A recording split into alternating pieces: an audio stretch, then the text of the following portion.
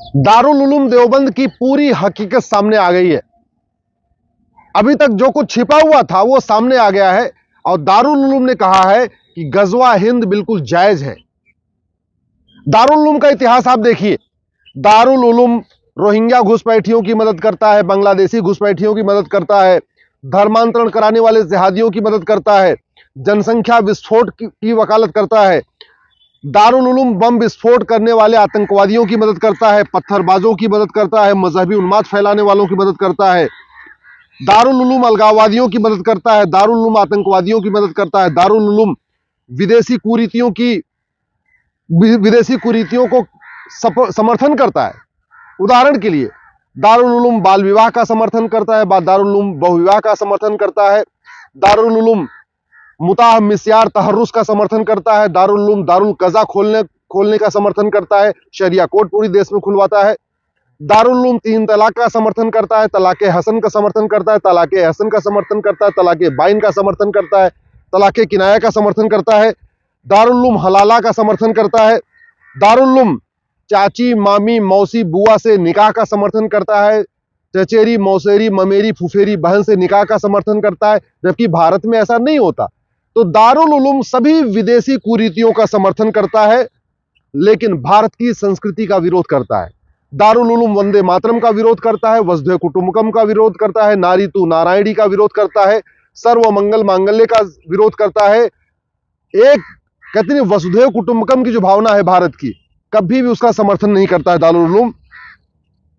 और ऐसा क्यों कर रहा है? क्योंकि संविधान में कुछ ऐसे प्रावधान है जिसका वो दारुल उलूम फायदा उठा रहा है।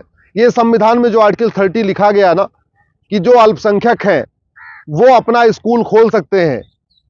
आज तक अल्पसंख्यक डिफाइन नहीं किया गया, लेकिन कांग्रेस ने 1993 में मुस्लिम्स को अल्पसंख्यक बना दिया, 1992 में माइनॉरिटी कमीशन एक्ट बना दिया और उसी का फायदा उठा के दारुल उलूम पूरे देश में मदरसा चला रहा है और पूरे देश में नफरत की शिक्षा दे रहा है, नफरती तालीम दे रहा है। दारुल उलूम को अगर आपको रोकना है तो सबसे पहले संविधान में जो प्रियम्बल में गलत तरीके से इमरजेंसी के दौरान सेकुलर शब्द जोड़ा गया था उसको हटाना पड़ेगा। आर्टिकल 11 के अनुसार आपको नागरिकता खत्म करने का कानून बनाना पड़ेगा। संविधान का आर्टिकल 11 कहता है कि जो आदमी जासूसी करे, गद्दारी करे, मक्कारी करे, देशद्रोह करे, भारत को न माने, भारत की संस्कृति को न माने, भारत की परंपरा को न माने, भारत के रीति रिवाज को न माने, उसकी नागरिकता खत्म करने के लिए सरकार को कानून बनाना चाहिए। दुर्भाग्यवश आज तक 75 साल में किसी एक भी आतंकवादी की, अलगाववादी की, जिहादी की, मजहबी उन्माद फैलाने वाले की, पत्थरबाज की नागरिकता खत्म नहीं हुई है। इसलिए अब समय आ गया है कि आर्टिकल 11 के अनुसार नागरिकता खत्म करने के लिए कानून बनाया जाए, आर्टिकल 21A को बदला जाए और समान शिक्षा पूरे देश में लागू किया जाए। मैं बार बार कहता हूं, जब तक ये विदेशी शिक्षा चलेगी, चाहे वो विदेशी मदरसा शिक्षा हो या विदेशी मिशनरी शिक्षा हो, मुगलों ने यहां मदरसा फैलाया, अंग्रेजों ने यहां के कॉन्वेंट स्कूल खोले और मिशनरी स्कूल खोले। ये दोनों ही कन्वर्जन के सेंटर हैं। इन दोनों में ही भारत की संस्कृति के खिलाफ उल्टी सीधी बातें सिखाई जाती हैं। तो अब समय आ गया है संविधान का आर्टिकल 21A, जिसको राइट टू एजुकेशन कहते हैं, इसको बदला जाए। अभी इसमें 6 से 14 साल तक यानी पहली से लेकर 8वीं तक शिक्षा का अधिकार किया गया है, इसको 10वीं तक कर दिया जाए और पूरे देश में 1 नेशन 1 एजुकेशन बोर्ड हो, 1 नेशन 1 सिलेबस हो, 1 नेशन 1 करिकुलम हो। गुजरात वाले गुजराती में पढ़े, बंगाल वाले बंगाली में पढ़े, महाराष्ट्र वाले मराठी में पढ़े, सिलेबस करिकुलम एक समान होना चाहिए। ये मदरसा और मिशनरी स्कूल बंद होना चाहिए।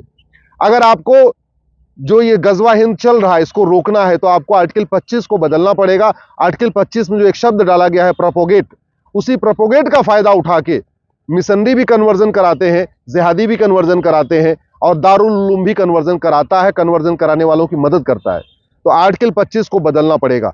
आर्टिकल 30 जो माइनॉरिटी को अधिकार देता है अपना स्कूल खोलने का, उसको बदलना पड़ेगा, क्योंकि उस अधिकार के नाम पे भारत में नफरत सिखाया जा रहा है।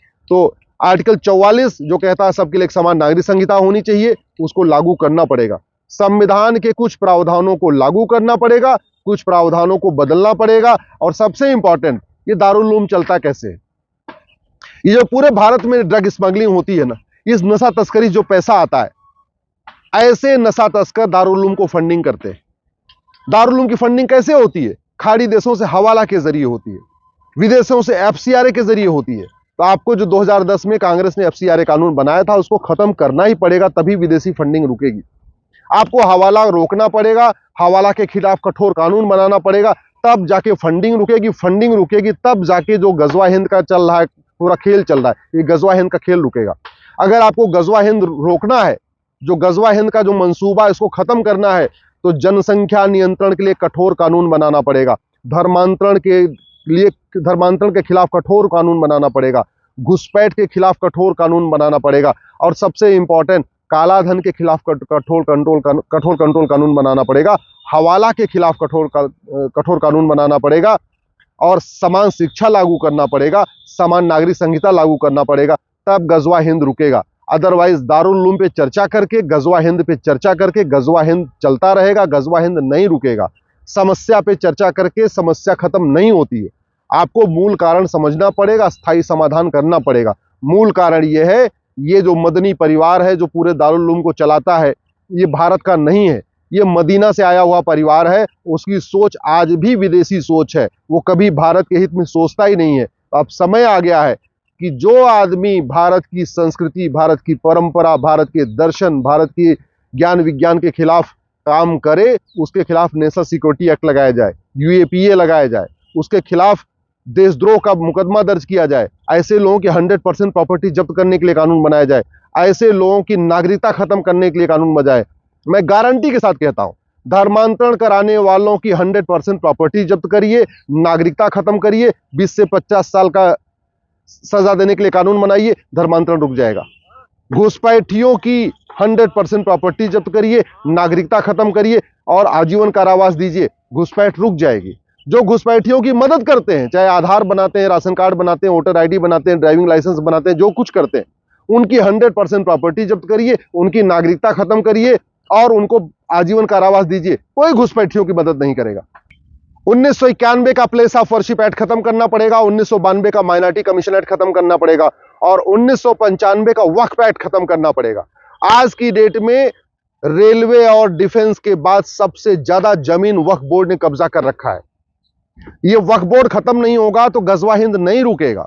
इसलिए मैं बार बार कह रहा हूं, गजवा हिंद रोकने के लिए धर्मांतरण नियंत्रण कानून बनाना पड़ेगा, घुसपैठ नियंत्रण कानून बनाना पड़ेगा, जनसंख्या नियंत्रण कानून बनाना पड़ेगा, मदरसा बंद करना पड़ेगा, समान शिक्षा लागू करना पड़ेगा, सभी विदेशी कुरीतियां खत्म करना पड़ेगा, समान नागरिक संहिता लागू करना पड़ेगा, ये माइनॉरिटी मेजॉरिटी का कॉन्सेप्ट खत्म करना पड़ेगा, विशेष दर्जा बंद करना पड़ेगा, विशेष मंत्रालय जो माइनॉरिटी अफेयर मिनिस्ट्री बनी इसको रोकना पड़ेगा, माइनॉरिटी कमीशन को खत्म करना पड़ेगा और सबसे इंपॉर्टेंट, ये जो 12 लाख एकड़ जमीन वक्फ बोर्ड लेके बैठा हुआ है, इस वक्फ कानून को खत्म करना पड़ेगा और उस 12 लाख एकड़ जमीन को वापस लेना पड़ेगा। नहीं तो गजवा हिंद होगा, 100% होगा। आखिर अफगानिस्तान में हो गया ना गजवा हिंद, दुर्योधन का ननिहाल गंधार हो गया ना गजवा हिंद, राजा भरत का ननिहाल कैके गजवा हिंद हो गया, पाकिस्तान बन गया, बांग्लादेश में गजवा हिंद हो गया। बाकी तो छोड़ो, भारत के 9 राज्यों से खत्म हो चुके हैं, भारत के 200 जिलों की डेमोग्राफी बदल चुकी है, भारत के 300 तहसीलों की डेमोग्राफी बदल चुकी है।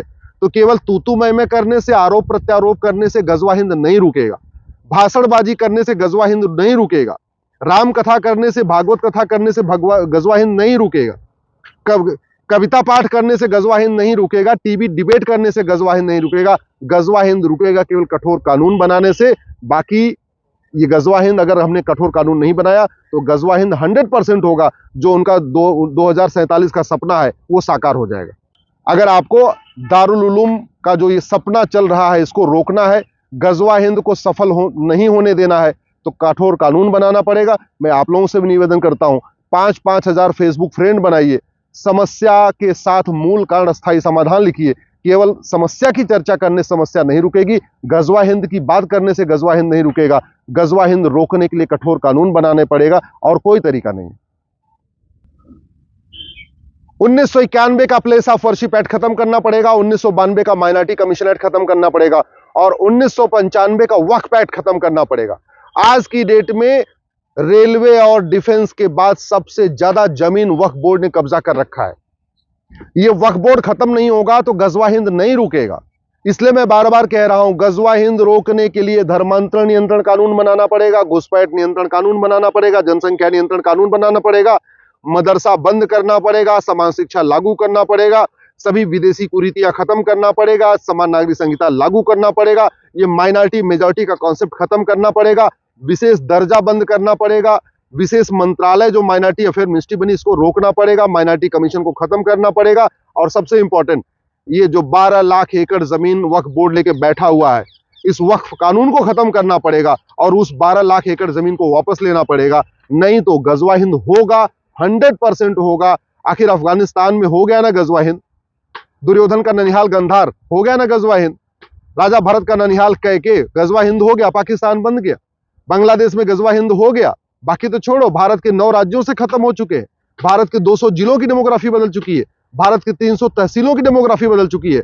तो केवल तू मैं करने से, आरोप प्रत्यारोप करने से गजवा हिंद नहीं रुकेगा, भाषणबाजी करने से गजवा हिंद नहीं रुकेगा, राम कथा करने से, भागवत कथा करने से गजवा हिंद नहीं रुकेगा, कविता पाठ करने से गजवा हिंद नहीं रुकेगा, टीवी डिबेट करने से गजवा हिंद नहीं रुकेगा। गजवा हिंद रुकेगा केवल कठोर कानून बनाने से।